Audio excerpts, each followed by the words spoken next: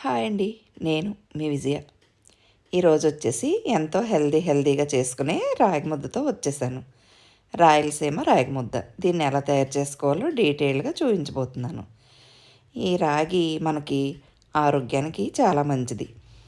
ఈ రాగిలో కాల్షియం ఎక్కువగా ఉంటుంది. ఈ కాల్షియం మనకి ఎముకలకి ఎంతో మంచి చేస్తుంది. ఈ రాగి పిండితో చేసుకునే జావ కానీ రాగి ముద్ద కానీ ఏదైనా తీసుకుంటే మనకి ఆరోగ్యానికి చాలా మంచిది. జీర్ణక్రియకి మలబద్ధకం లేకుండా చూస్తుంది. మలబద్ధకాన్ని నుంచి ఉపశమనాన్ని ఇస్తుంది. మధుమేహాన్ని కూడా కంట్రోల్ చేస్తుంది. ఈ రాగి జావలో పాలిఫెనాల్స్ అనే డైటరీ ఫైబరు మెగ్నీషియం కూడా ఎక్కువగా ఉంటుంది. ఈ రాగి జావ కానీ రాగి ముద్ద కానీ మనం రోజు డైట్లో చేర్చుకుంటే మధుమేహాన్ని కూడా నివారించుకోవచ్చు. ఇప్పుడు ఈ రాగి ముద్దని ఎలా తయారు చేసుకోవాలో కుక్కర్లో ఈజీగా చూపించబోతున్నాను. ఇప్పుడు ఒక కప్పు రైస్ని కడుక్కుని, ఒక కప్పుకి మామూలుగా రైస్కి అయితే మనం 2 గ్లాసులు వాటర్ వేసుకుంటాం. కానీ ఈ రాగి ముద్ద కోసం రైస్ ఉడికించేటప్పుడు 3 కప్పులు వాటర్ వేసుకోవాలి.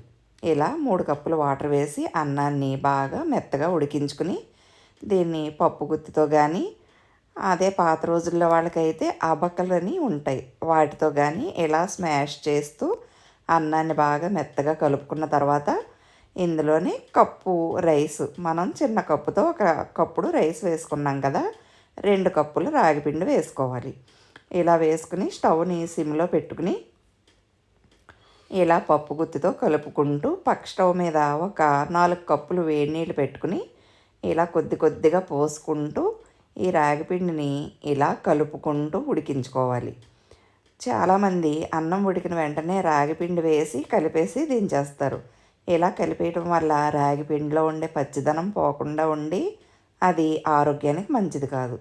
ఇలా ఈ వేడి నీళ్ళు పోసుకుంటూ ఈ రైస్తో పాటు ఈ రాగిపిండిని ఇలా ఒక 5 నుంచి 8 నిమిషాల పాటు ఇలా కలుపుకుంటూ ఉడికించుకోవాలి.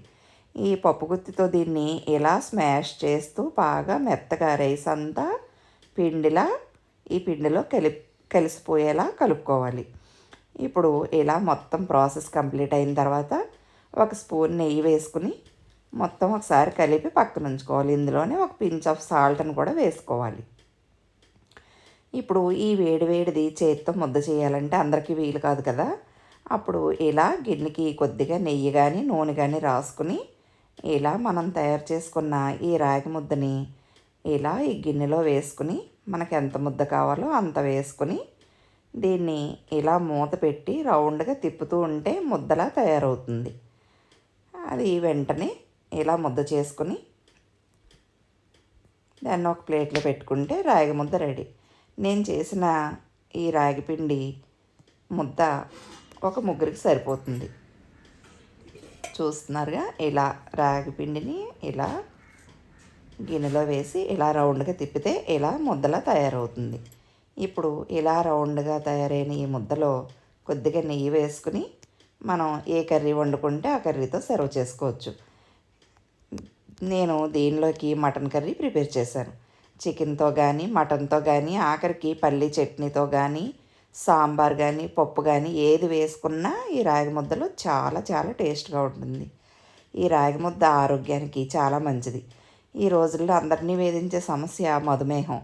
ఈ మధుమేహం తగ్గాలనుకునేవారు రోజు ఒక పూటైనా ఇలా రాగి ముద్దతో భోజనం చేస్తూ ఉంటే మధుమేహాన్ని కంట్రోల్లోకి తెచ్చుకోవచ్చు. చూస్తున్నారుగా, ఈజీగా కుక్కర్లో.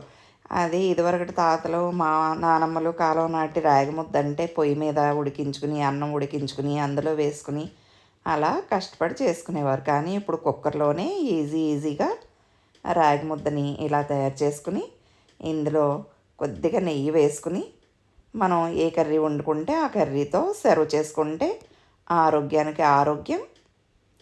ఈజీగా కుక్కర్లో ఇలా చేసుకోవచ్చు. నేను మటన్ కర్రీతో రాగి ముద్దని ప్రిపేర్ చేశాను. చూస్తున్నారుగా, ఎంతో ఎమ్మీగా నా వీడియో మొత్తం చూసి నచ్చితే లైక్ చేసి షేర్ చేసి సబ్స్క్రైబ్ చేసుకోండి. ఇలా రాగిపిండిని ఉపయోగించి ఏ వంటలు చేసుకున్నా మన ఆరోగ్యానికి చాలా మంచిది. ఇలా ఆరోగ్యకరమైన వంటలు చేసుకుని అందరూ ఆరోగ్యంగా ఉండాలని ఆశిస్తున్నాను.